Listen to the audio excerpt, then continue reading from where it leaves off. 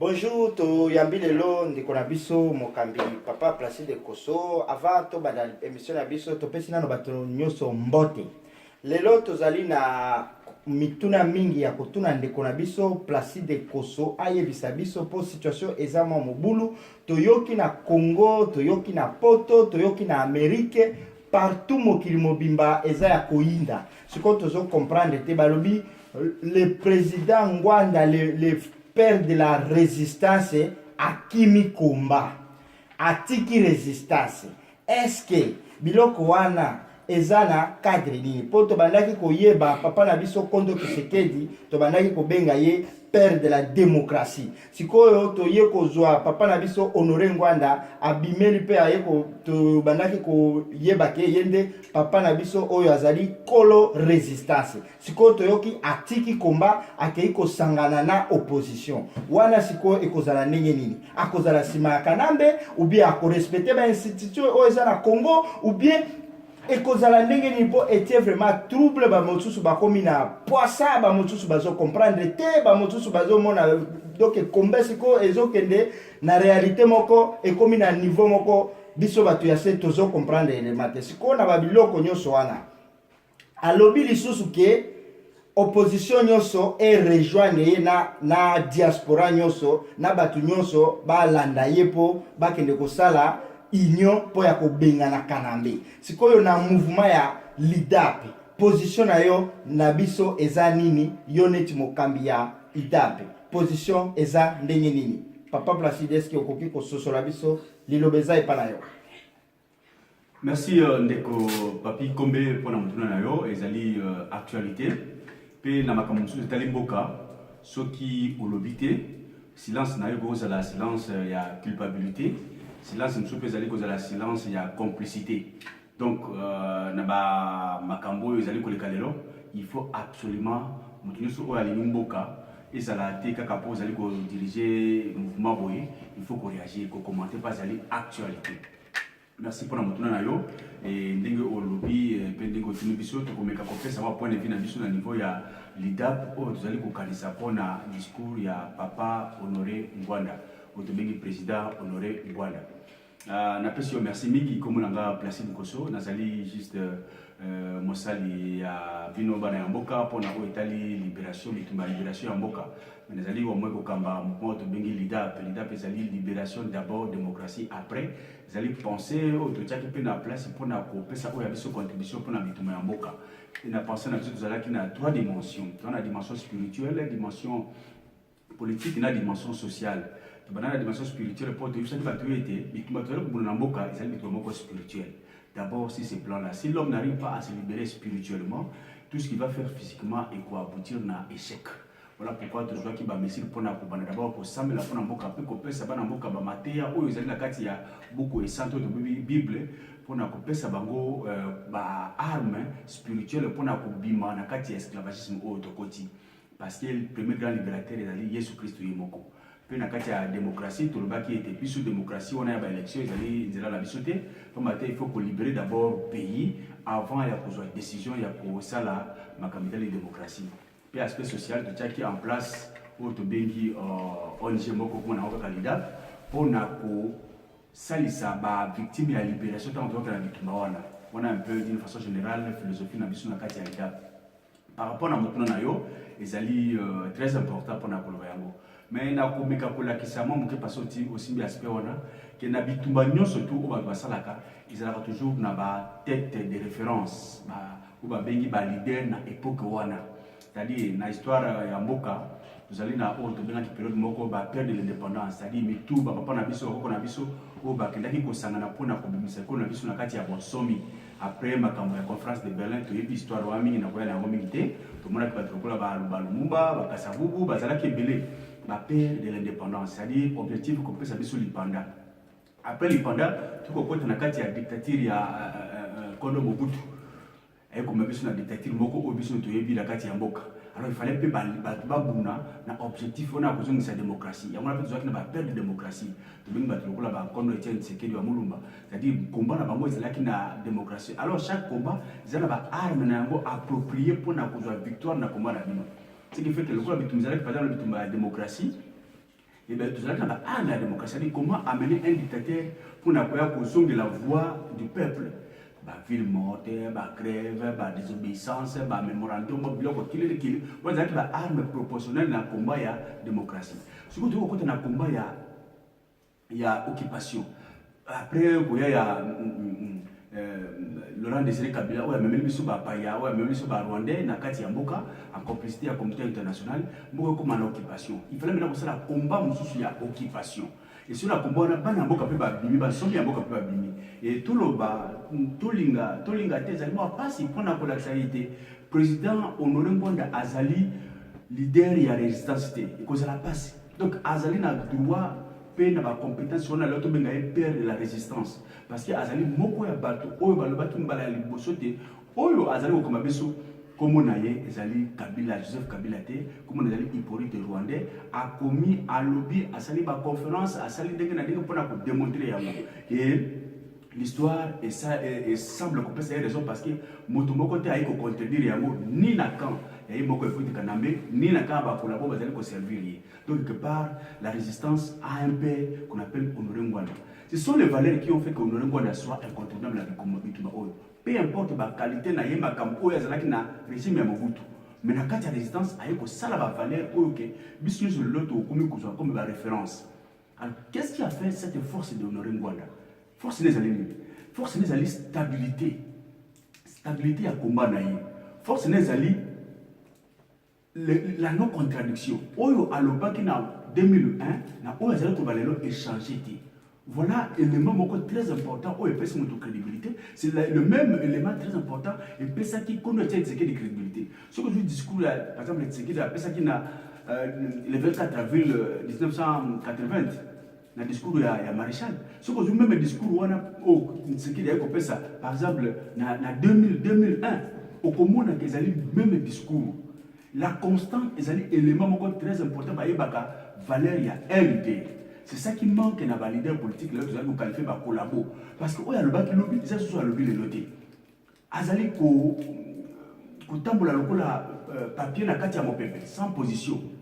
Oui, c'est vrai. Dans le sens politique, la politique est trop dynamique. C'est-à-dire, tout ce qui est impossible aujourd'hui ou tout ce qui était impossible demain peut devenir possible aujourd'hui ou après-demain parce que les réalités, les intérêts changent. Oui, les intérêts peuvent changer, mais l'objectif ne change pas. Voilà un peu, il y a moi, naturel que tel le bande colocola, Vital Caméré, bande colocola, Moïse Katumbi, discours sur le bateau, la poche, les alliés sous une cohérence. C'est ça un problème, une difficulté dans le niveau de la classe politique congolaise, où il y a ça l'opposition ou que c'est une propriété en fonction de l'idéologie, mais en fonction de la réalité du jour, ce qui n'est pas bon pour un homme politique. Pour la raison de la combat d'ailleurs, tu l'as dit réellement, le discours il y a président Honoré Ngwanda, ce qui a été vraiment une bonne chose, un bel exemple pour la bataille. Parce que des fois, finga qui est trop radical, azali opposition, azali pesa maboko la balinga te il se voit qui se considère qui l'accusation zalaki mamingi mais lelo afungoli motema na epoya kwa bato bon c'est une bonne chose na kozala na aspect moko neutre c'est-à-dire na kopesa ba critique ya discours wana na kopesa ba côté positif na ba côté négatif puis na ma conclusion na biso na niveau ya leader na niveau na biso ya leader ndenda uti koloba mo na biso d'abord spirituel et là on a regretté le biso na discours ya président Honoré Ngwanda c'est quoi quand on a abandonné bituma na ye asala élément moko abandonné ko sala chaque fois article la bossa raté. C'est l'aspect spirituel. Avant même temps, Azalaki na Mobutu na pays, Azalaki ko animé une cellule de prière. Il y a un groupe, je crois, cellule de l'amour de Dieu, quelque chose comme ça. Donc il animait un mouvement spirituel. Et il y a une mission à continuer la logique. Et après, je suis quelqu'un qui suit de près chez le Naïe. Le combat congolais est d'abord spirituel. Et c'est ça la force des Congolais. Qu'est-ce qui fait que les lobes après des années? C'est parce que la cause est juste. La Bible nous dit que quand vous allez au Bouna, la cause est juste, vous allez derrière nous. C'est parce que la cause du Congo est juste et spirituelle. Mais si son discours, il n'a pas tenu compte de l'aspect spirituel. Ailleurs, après cette proposition, où ils allaient exclusivement concerner les leaders politiques, mais attendez l'aspect spirituel. Oh, problème à cause d'abord problème spirituel. Problème spirituel, pourquoi? Parce que mboka ekotaki na niveau moko tel que moto abosani valeur ya moninga na ye moto to bosani nzambe nzambe azali sous leader ya mboka na biso te mongula ye kozwa place na partie ya deuxième régime et par conséquent to comme victime ya désobéissance ya nzambe et tellement que pauvreté comme na niveau moko trop élémentaire na moto surtout et tinaki qu'à un moment donné bato nyonso bakomeka koloba oyo ekotela biso na Congo awa tokomi kozilaka Yesu Kristo aya nzambe aya et tout le monde se confie na nzambe yango omoni lelo ba leader religieux bazwi monopole sur la classe politique ya mboka bato tout bakomeka na baéglise avenir moko omona 10 13 15 cellules de prière. Pourquoi? Parce que c'est la souffrance. Bato bakomeka nzambe aya tomeki tokokita nzambe aya parce que Bible lobi esika yo suki esika ozali okwaso te benga nzambe. Donc, au Sambela, ils allaient quelque chose, il y a désespoir. Parce qu'ils ont tenté, ça ne va pas. Donc, le discours devrait commencer par l'aspect spirituel. Qu'on puisse avoir un message spirituel de libération. Parce que la notion de libération est d'abord spirituelle. Ça, il a manqué à ça. Et j'ai semblé un peu regretter parce que, à bon, c'est le principe. Or, bah, le but que tout le monde soit allé au Kenya. Ceux qui ont été en train échec et aller.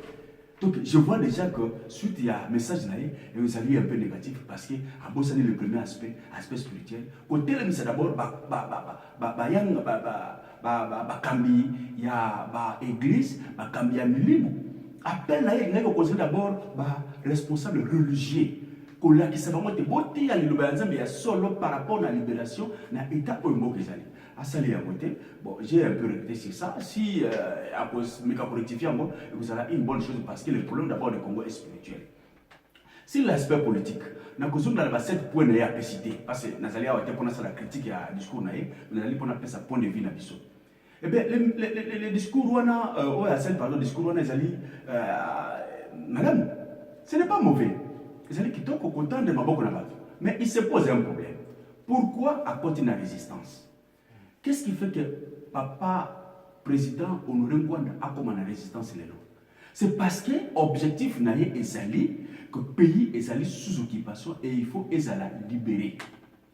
Mais point de différence, désaccord, il y a un bateau basé dans le c'est que bateau que le pays est allé dans la crise politique. Crise, il y a démocratie.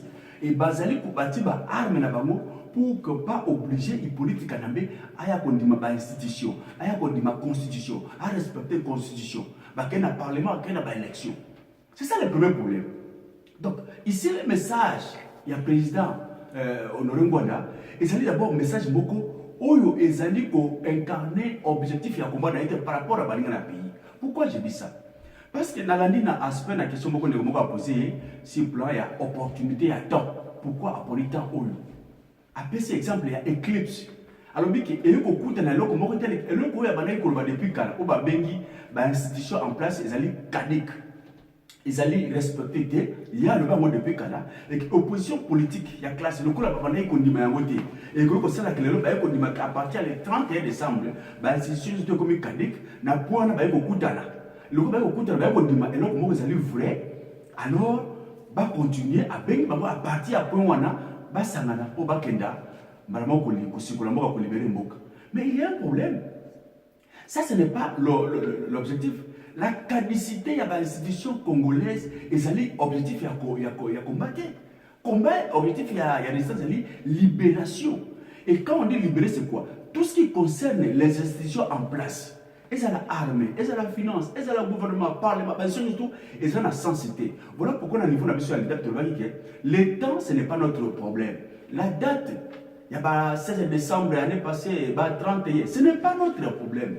Notre problème, c'est que comment trouver une opportunité pour mettre fin à une politique. L'élan, pourquoi? Lobby na tongo, si ma lobby, à tout moment, quand nous trouvons une opportunité de mettre hors état de nuire. Donc, on n'a pas un problème d'un calendrier à suivre par rapport à l'occupation. On n'a pas un problème de calendrier. Ce qui fait que le combat de la PARECO, le combat de la résistance, date depuis annonce, il y a combat de la résistance, et aussi la Mokolo, Hippolyte Gana Bakolongwa, n'a pas allé là, c'est ça le problème. Donc, caducité à l'institution, ceux qui sont opposants, ils basent dans Katsambok, parce qu'ils reconnaissent que la date est 30 et l'institution est caduque, c'est que la caducité à l'institution, ils ont objectif. Ce n'est pas l'objectif de la résistance. Ça dit quoi? J'ai la coupé ça au moins c'est moko. Les gens ceux qui baïbi si ceux qui montent moko aiment un chasseur par exemple à Kena Samba. Baïbi c'est qu'il faut la nyama par exemple il y a 100 kg. Bomani moko la nyama moko il y a 100 kg. Akei koluka bien par exemple ngulu ya Zamba ou pakasa nyama moko ils la valeur à 100 kg. Akei koluka azuité. Abandi kozonga na zentu na ye. Habike nzala d'abord ndako na kosala ndenge tika na moni mo alikapo oyo na bomaye. C'est quelque chose de 10-15 kilos. Azu pas pour l'objectif, au bassin qui a eu 100 kilos, mais pour l'objectif que tu as la Tanzanie, tu as tabou. Abomi les cas à 10 kilos, abani quoi na mona pisa kaba na bali. Mais si fait que na veille à kobimana na mboka, pakasa ya 100 kilos et bimi. Ako ça ali. Ako bomaye, le coup les a valé à 100 kilos, ako tika lika wana. Parce que objectif c'est la case doit de 100 kilos. Le coup la zu yango, ako posa la lika wana, akena yango. C'est-à-dire, je veux dire quoi? Un allié, c'est celui avec qui on partage une même idée sur l'objectif. Mais au bout, on a une stratégie différente. Alors, le coup, on a un objectif, peu importe la stratégie, pour atteindre l'objectif. Mais l'objectif du président Honoré Ngwanda, c'est l'objectif, il y a la classe politique. C'est l'objectif, il y a l'opposition en place. Ce qui fait que ceux qui sont en opposition, ils vont diminuer les lots. Que oui, on diminue appel les lots. Donc, on est ensemble. Et après un mois, 2 mois de combat, ce qui condition l'opposition interne c'est-à-dire quoi? Le combat du 31 décembre à minuit, et c'est l'objectif, il y a l'opposition interne. Et pas d'abord, l'objectif, c'est Kanambe a respecté la constitution, à Kenga, c'est la institution sans Hippolyte Kanambe. Voilà l'objectif de la bombe qui n'a pas l'élection, la élection. C'est ça le problème. Ça veut dire quoi? Je vais tout simplement démontrer que ce qui est le 31 décembre, opposition politique, où il y a un message, il y a le président Honoré Ngwanda. Il y a un mois de janvier, février, et au cours de la période où on a ensemble pour la bitumba, pour ça, il reste à la condition de la PC. Il politique Kanambe s'est ressaisi, alors il dit que awa, na comme un danger. Na comme un danger, alors, qui cherche beaucoup à gagner, il risque de faire de tout. Alors, il peut être se saisir. Et bon, s'il vous plaît, opposition interne Boya, n'a démissionné. Allez, Abengi Bakolabo Naye, Nagayaka, Chibalaka, elle va organiser l'élection dans 48 heures. Avant, par exemple, fin mars, on a démissionné, dans le de fait Nangaye. Ati, par exemple, l'élection Naye Zoé, de fait Nangaye pour la élection. Opposition politique, on a politique. Président Bonanatela. Parce que, alors, on va dire que il peut être que c'est bon, il a démissionné pour être dans l'élection. Parce qu'ils n'ont pas le même objectif. Voilà un peu le danger, il y a un discours là. Il veut faire à marche, n'a pas tout basé sur l'objectif de mon côté. Ça, c'est un aspect. Aspect, M. Zalini.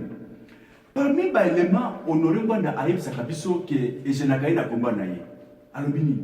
Et c'est le fils du pays, Oyoba, il y a même ça, il y a Zali Kosala. Mais au lieu de bâtir un boka, bâtir un pouvoir d'occupation. Attends, comment il y a battu le là, M. Kema, M. Atundu.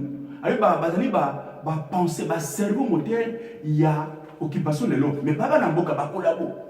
Est-ce qu'il y a du temps d'abord en privé à Kubinga Batouano? On a connu ça, Bino Batou, vous allez travailler en boka. T'as la stratégie à ce moment, t'as la risque de courir. À du temps, je ne sais pas peut-être en privé. Parce que Batou, on a l'opposition interne, on a 2 catégories. C'est un bateau qui va être et pas Yamouna. Mais un bateau qui va être collabo. Na moi, il va bien politique Kanambe, na Boutou va bien mettre là-bas. C'est ça le problème. Est-ce qu'il a eu le temps, il y a pour réunir le bateau, à Congolais, les vrais fils du pays, qui travaillent pour l'occupation? Un aspect dans la critique, même ça, ça, qui est bon. Bateau, la mer Mene. Il y a une savision déjà que la mer Mene, c'est à Tekamolimo. Bolanda est à Tekamolimo. Est-ce que Moutou a Tekamolimo, à Kondimayo, Bosangana? Est-ce que Moutou a Soma Molimo naye? Yozute à Kosola naye?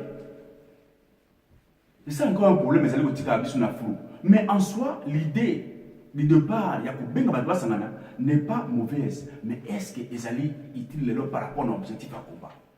Ça, c'est un grand problème inquiétude dans le niveau de aspect où Ezali important et à Kolakisa, na Bitumo Yalobi. Oui, c'est vrai. Objectif, il est bien que opposition interne, Bazali on a les grands collabos.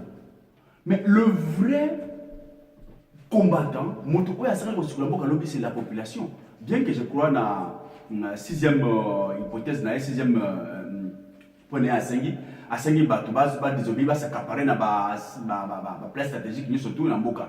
Mais il devrait s'adresser aussi directement à la population sans passer par le canal de l'opposition. Parce que c'est ça le grand problème. La mission de Salakinayo, les Hepsakiyo, Nengeni Mobutu, Abandaki, ko diriger Mboka. C'est-à-dire qu'il y a un leader dans chaque ethnie pour que ceux qui ont lié à s'adresser à la population à passer à un leader. On devrait casser, n'est-ce pas, le mur et opposant à s'adresser directement à la population congolaise. Moi, je préfère qu'il devrait y avoir beaucoup de conditions où ils allaient s'adresser directement à la population congolaise sans passer par le canal de Batona. Parce que Batona, ça, c'est un aspect aussi à ne pas négliger. Mais en soi, l'idée est bonne. Maintenant, est-ce qu'après il y a président Honoré Ngwanda, ils allaient stratégie ou bien ils allaient faire carrière discours, faire carrière politique? Et là, on est même en danger. Ce que allaient stratégie. Donc, mon ami, na conséquence, na place on a parce que stratégie. Et puis, ma famille, c'est un grand homme d'État. Azali Mouto, on a un plan stratégique, Azali trop considéré sur le plan national comme international. Donc, on peut par exemple, il y a Burundi, tout le monde est en gros.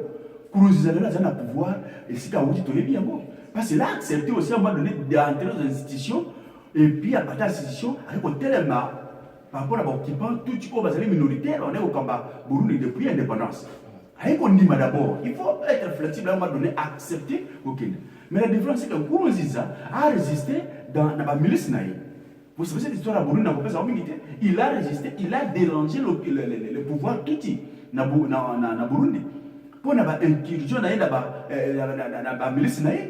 Et il était tellement gênant qu'il a baigné pour que pas seulement là-bas ensemble. Et il a profité de ça. Mais on a dérangé le pouvoir de l'occupation en quoi?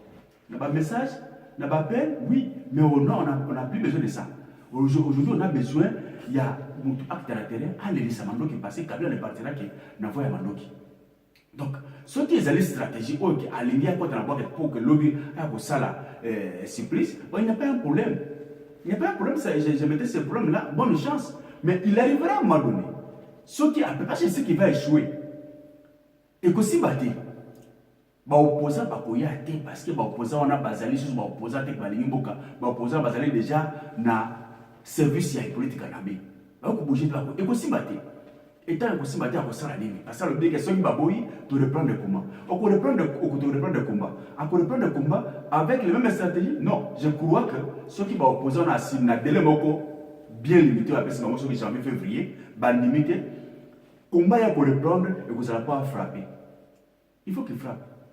Il faut plus qu'après refus à opposition, il va joindre le mouvement naïe, va se joindre un appel naïe. Azongi c'est la vie sur un combat où il y a dénoncer, il y a proposer. Maintenant il faut frapper. À frapper, à organiser une milice armée, à quitter sur le terrain, à frapper. Parce qu'il n'y aura plus notre stratégie à ça la lobby. Et ceux qui ont ça à monter, vous allez faire une carrière politique naïe. Faire une carrière politique naïe, c'est ça encore le risque qu'il a pris.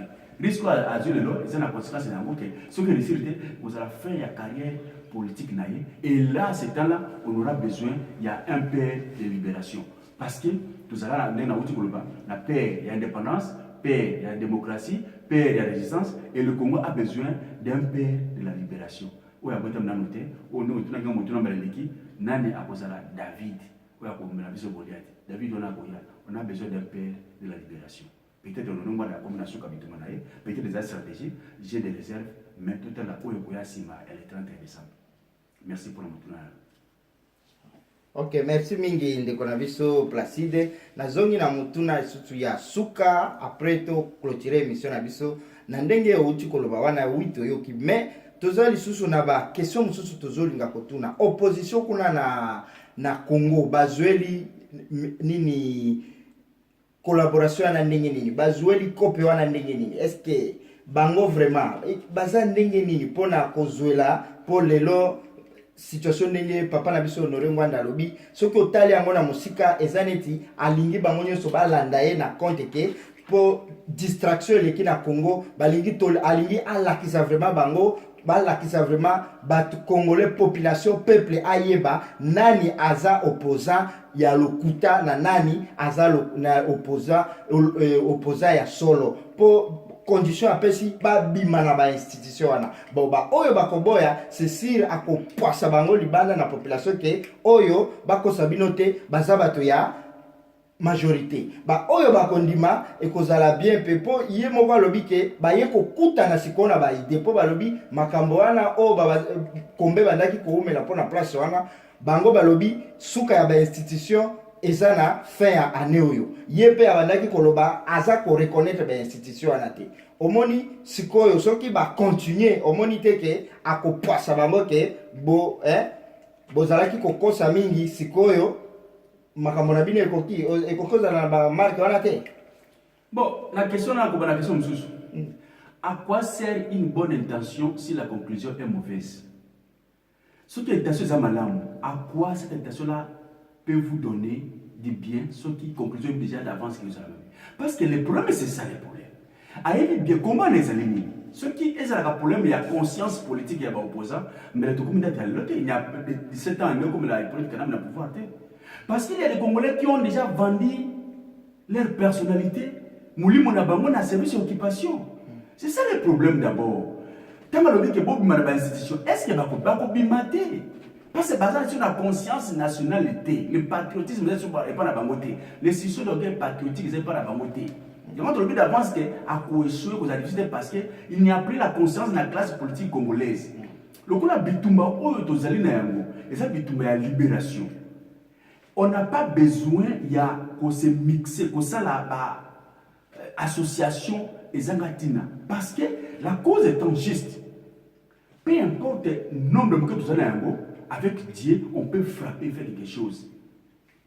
Mais quand ça il n'est pas dit que victoire n'est pas la bonne. Par rapport à la question de la classe politique, par rapport à la Bilokwan. Mais par rapport à la SNGO, et son président Honoré Azali Moutour Azali Condénance, il n'y a pas une opposition plus forte dans le régime à Kabila, dans l'opposition, c'est la diaspora. La diaspora n'est pas opposition, c'est la Condénance politique à la même.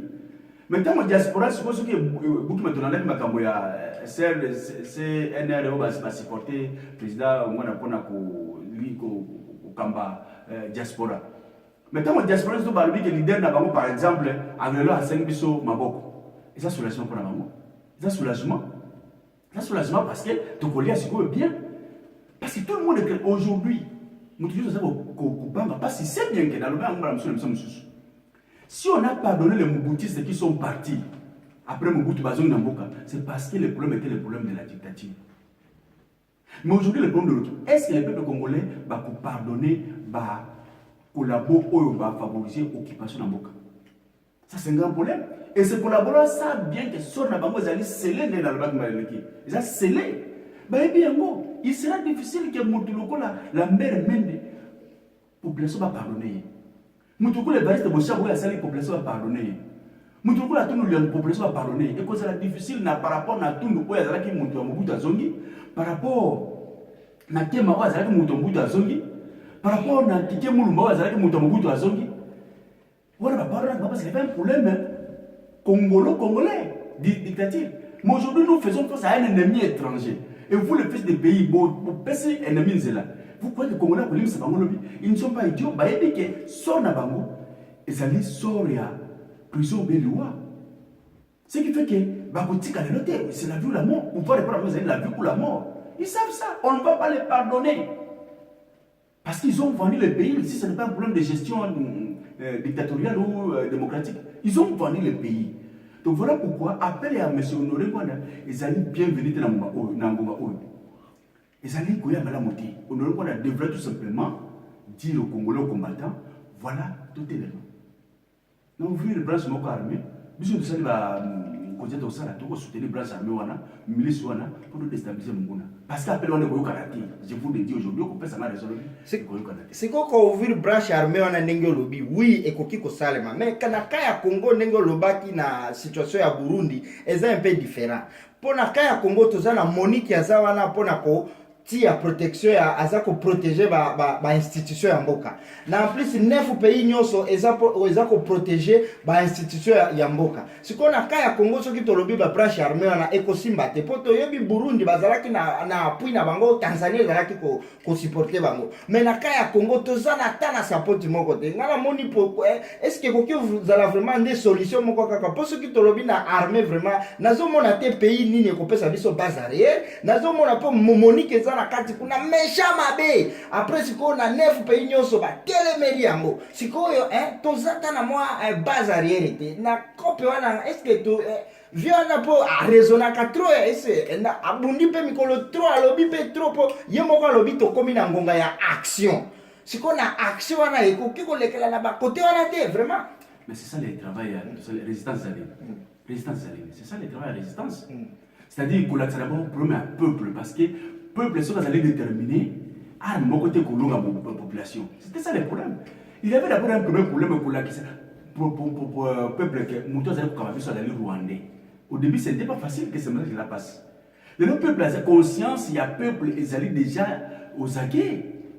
Peu importe le problème, quand je parle de milices, branches armées, ce n'est pas seulement pour ouvrir le banda armé, le coup et politique, on n'a pas besoin. D'abord, la première force armée, c'est la population Yemoko. Population Yemoko. Il y a mon avis que c'est difficile parce que a réussi l'appel naïe, parce que opposant au Bazali, le vrai combattant. Bazali Kobenga, Hippolyte Kana, Joseph Kabila a respecté la constitution. Mais pas d'abord Kobenga, Moutoukula Félix Tshisekedi, Moutoukula Pierre Lumbi, Moutoukula Moïse Katumbi, Moutoukula Martin Fayulu. Tous les gens qui Bazali va populaire dans Moka. Babenga yé d'abord, Kombo Naye, Asala Sala Mité, Kombo Naye, Hippolyte Kanambe. Azali Joseph Kabila, c'était un Rwandais, mais pas président de la population. Comment la révolution ça la 3 jours. Mais c'est ça le problème. Voilà pourquoi j'ai dit il faut casser cette, je dirais, cette barrière. Barrière, oui, c'est normal. Nandenge nini ko casser yango. Siko une stratégie tozoluka. Toko casser yango. Ça fait 20 ans toza bitumba kaka. Bato bakomo loba to lembi bato to komo de la action to lembi ba information. Siko to komi siko na état nango pour action et salema. Voilà pourquoi le mouvement de résistance de l'État pour la stratégie. L'action et ça, les stratégie. C'est comme ça que je te dis, la libération, ce n'est pas un problème du temps.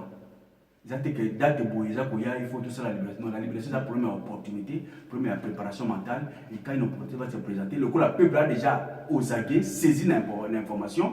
Et quand ça venait, ça va se déclasser. Même la libération de la Tunisie, de l'Égypte, ce n'était pas déclassé par temps. Il y a eu une occasion, une opportunité. Et par rapport au peuple à l'ébat qui déjà a profité d'un mot. La libération, c'est la capture, on va profiter de l'eau, mais il faut d'abord commencer à préparer la population.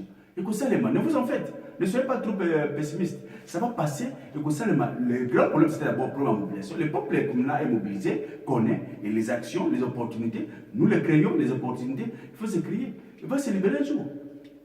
Ne vous en faites, il n'y a pas un problème du temps, il n'y a pas urgence du temps pour libérer le pays.